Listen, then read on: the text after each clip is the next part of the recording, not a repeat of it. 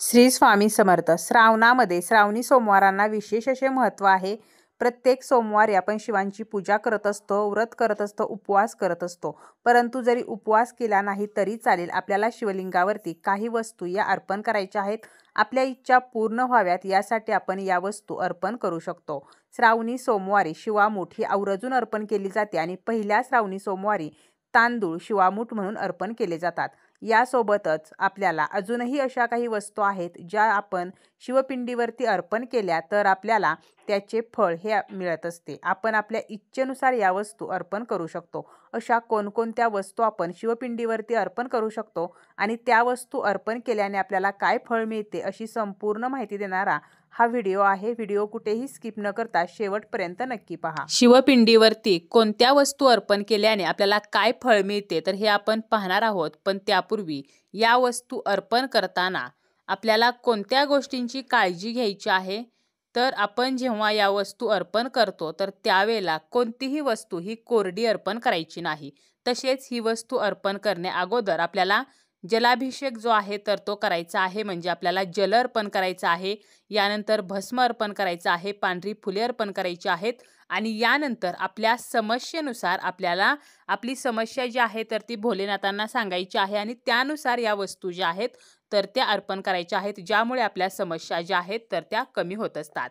आता आपण शिवपिंडीवरती कोणती वस्तू अर्पण केल्याने आपल्याला काय मिळते आणि आपण आपल्या समस्येनुसार आपल्या अडचणीनुसार कोणत्या वस्तू अर्पण करू शकतो तर पहिला आहे ते म्हणजे जलाभिषेक. शिवपिंडीवरती जर आपण जलाभिषेक केला तर यामुळे महादेवांची भक्तांवरती विशेष कृपा होते. त्याचप्रमाणे पापातून आपली मुक्ती होत असते. मंदिरामध्ये किंवा घरीच आपण हा जलाभिषेक आहे तर तो करू शकतो.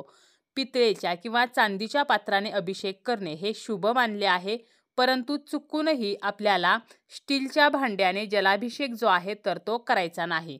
त्याचप्रमाणे आपण शिवपिंडीवरती जेव्हा जलाभिषेक करतो तर त्यावेळेला आपलं तोंड जे आहे तर ते पूर्व दिशेला नसावे, तर पूर्व दिशा सोडून आपल्याला उत्तरेकडे तोंड करून हा जलाभिषेक जो आहे तर तो करायचा आहे. त्याचप्रमाणे आपण शिवपिंडीवरती कोणती वस्तू अर्पण करू शकतो तर आपण या दिवशी गंगाजल जे आहे तर ते सुद्धा अर्पण करू शकतो. काळे तीळ जे आहेत तर ते सुद्धा अर्पण करू शकतो. आर्थिक समस्या असतील, धनप्राप्ती व्हावी असे वाटत असेल तर आपल्याला चिमूटभर किंवा मुठभर काळे तीळ जे आहेत तर ते शिवपिंडीवरती अर्पण करायचे आहेत. यामुळे आपल्या मनोकामना पूर्ण होत असतात. यानंतर आहे ते म्हणजे कच्चे तांदूळ.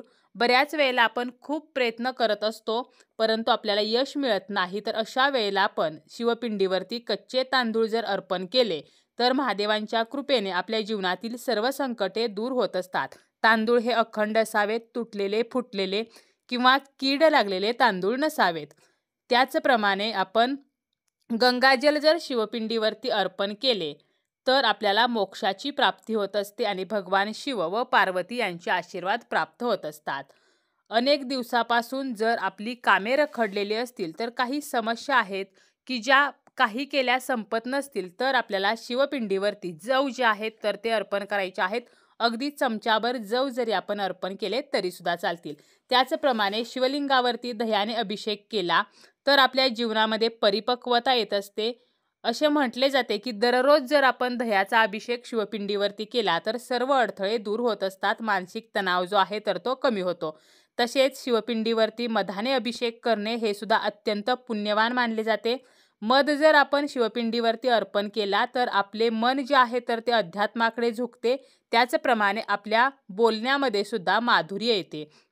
तसेच गाईच्या दुधाचा अभिषेक हा शिवलिंगावरती करणे हे सुद्धा अत्यंत शुभ मानले जाते. यामुळे संतती प्राप्तीची इच्छा जी आहे तर ती पूर्ण होत असते. आपल्याला जर संतती प्राप्तीची इच्छा असेल तर आवर्जून गाईचे दूध जे आहे तर ते शिवपिंडीवरती अर्पण करावे. त्याचप्रमाणे उसाचा रस जर आपण शिवपिंडीवरती अर्पण केला तर यामुळे आपल्या संपत्तीमध्ये वाढ होते. जीवनामध्ये प्रत्येक क्षेत्रामध्ये आपल्याला फायदा होतो. भगवान शिव प्रसन्न होऊन आपल्या मनोकामना पूर्ण करत असतात. शिवपिंडीवरती आपण पंचामृताचा अभिषेक केला तर आपल्याला इच्छित असे फळ मिळते. आपली कोणतीही कितीही कठीण इच्छा असेल तर महादेवांच्या कृपेने ती पूर्ण होते. त्याचप्रमाणे आरोग्याची प्राप्ती होते. आजारपण जे आहे तर ते दूर होतात. जर आपल्याला सतत आजारपणाचा सामना करावा लागत असेल तर आवर्जून आपल्याला या दिवशी पंचामृत जे आहे तर त्याचा अभिषेक हा शिवपिंडीवरती करायचा आहे. त्याचप्रमाणे जीवनामध्ये जर सुख शांती हवी असेल तर केशर जे आहे तर ते आपल्याला शिवपिंडीवरती अर्पण करायचे आहे. शिवपिंडीवरती जर या दिवशी आपण साखर अर्पण केली तर आपल्या जीवनामध्ये समृद्धी वाढते, आपली गरिबी जी आहे तर ती दूर होत असते. समाजामध्ये मान सन्मान मिळावा, समाजामध्ये आपला स्टेटस जो आहे तर तो कायम राहावा, यासाठी आपल्याला चंदन जे आहे तर ते शिवपिंडीवरती अर्पण करायचं आहे. तसेच ज्या लोकांच्या वैवाहिक जीवनामध्ये अडथळे येत आहेत त्यांनी शिवपिंडीवरती रुद्राक्ष जो आहे तर तो अर्पण करावा. यामुळे वैवाहिक जीवनातील समस्या ज्या आहेत तर त्या कमी होत असतात. तसेच योग्य पुत्रप्राप्ती व्हावी असे ज्यांना वाटत आहे तर त्यांनी शिवपिंडीवरती आवर्जून गहू जे आहेत तर ते अर्पण करावेत. आपल्या आयुष्यामध्ये खूप दुःखे असतात, खूप समस्या असतात आणि या दुःखातून आपली सुटका व्हायची असेल तर आपल्याला काय करायचं आहे, शमीच्या झाडाची पाने म्हणजे शमीपत्र जे आहे तर ते शिवलिंगावरती आपल्याला आवर्जून अर्पण करायचं आहे. सर्वात महत्त्वाचं म्हणजे आपल्या आयुष्यामध्ये कोणतीही आणि कितीही कठीण इच्छा असेल, काही केल्या ती इच्छा पूर्ण होत नसेल तर आपल्याला काय करायचं आहे, अगदी काहीही शक्य जरी झालं नाही तरी सुद्धा शिवलिंगावरती आपल्याला बेलपत्र जे आहे तर ते अर्पण करायचं आहे. बेलपत्र जे आहे तर ते महादेवांना अतिशय प्रिय आहे. 1, 5, 11, 51, 108, 1008 तर अशी बेलपत्रे आपण अर्पण करू शकतो. जरी आपल्याला बेलपत्र मिळालं नाही तरी अगोदर अर्पण केलेलं जे बेलपत्र आहे तर ते आपल्याला घ्यायचं आहे. ते स्वच्छ धुवून पुन्हा आपल्याला ते अर्पण करायचं आहे. काही जरी आपण शिवपिंडीवरती अर्पण केलं नाही तरी सुद्धा शिवलिंगाची पूजा करून आपल्याला बेलपत्र जे आहे तर ते अर्पण करायचे आहे. या दिवशी जर आपण शिवपिंडीवरती बेलपत्र अर्पण केले तर आपल्या कितीही कठीण मनोकामना ज्या आहेत तर त्या पूर्ण होत असतात.